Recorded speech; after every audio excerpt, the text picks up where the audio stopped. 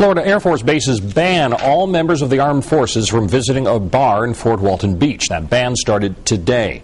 Fox 10 News reporter Christina Leavenworth tells us what it's all about. They protect our country and go into dangerous parts of the world. But now, a local club is simply too dangerous for local airmen. The Nippa Hut Bar and Lounge in Fort Walton is off limits to armed forces members.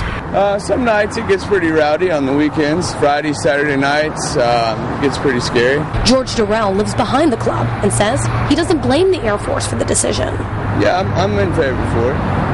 This is where he says a bullet hit the window back in 2004. And investigators say things really haven't changed in the past 6 years. In the past 2 months, there's been 2 shootings. There has been a consistent number, really, of issues at that club going back at least 5 years, although it has changed names and maybe has changed ownership.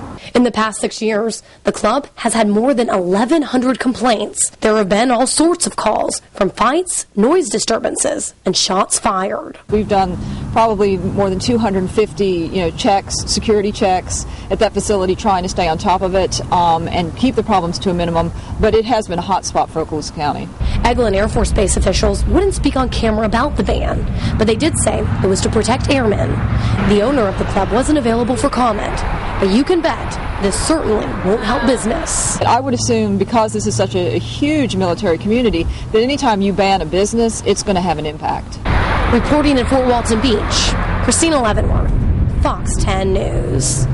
Keep in mind, if airmen violate that order to stay away from the bar, they could face disciplinary action.